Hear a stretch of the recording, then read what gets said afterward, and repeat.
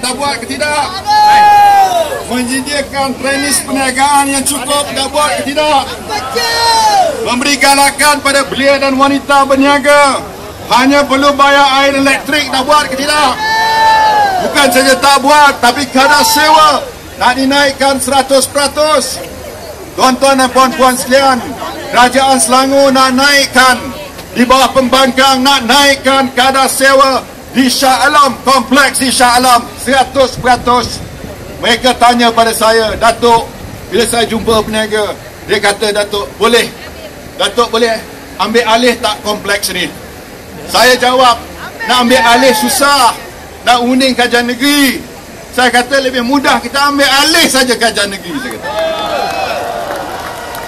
Tuan-tuan dan puan-puan sekalian, allowance ibu tunggal RM600 dah pergi ke tidak?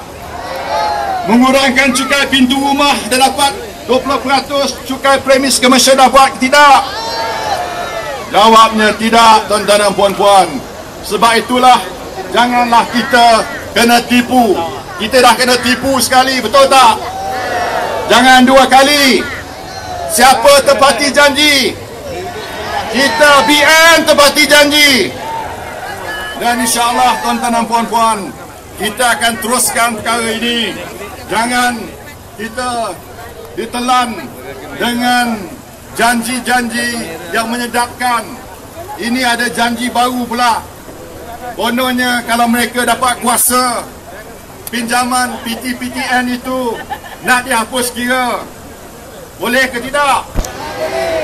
Tuan-tuan dan puan-puan, saya nak beritahu, kalaulah PT-PTN tu nak dihapuskan, menelan kos sebanyak 43 bilion ringgit. Tuan-tuan dan puan-puan, tidak ada negara di dunia yang mana pengajian peringkat universiti itu ditanggung 100% oleh kerajaan. Saya tahu ada 3 kerajaan yang buat demikian. Antaranya kerajaan di Norway, tapi kadar cukai mereka sangat tinggi. Tuan-tuan dan puan-puan, adakah kita sebagai pembayar cukai nak dikenakan cukai untuk menghapus kira pinjaman PT-PTN? Tentu tidak adil. Tidak adil sama sekali. Kita beban pada rakyat kita. Kerana apa? Kerana yang masuk universiti itu pun 90% lebih sudah pun ditanggung oleh kerajaan. Cuma 10% saja dibayar yuran, dan pinjaman PT-PTN ini membiayai juga kos sara hidup mereka. Dan kalau dihapuskan, tentu jadi beban pada pelajar-pelajar kita.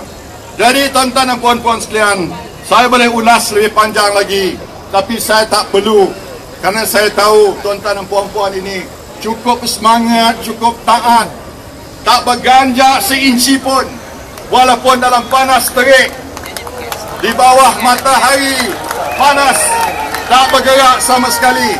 Saya ucap terima kasih. Saya ada perkara lain, tapi saya fikir cukuplah setakat ini, kerana yang penting ialah tuan-tuan dan puan-puan menzahirkan sokongan yang bulat pada kerajaan kita hari ini.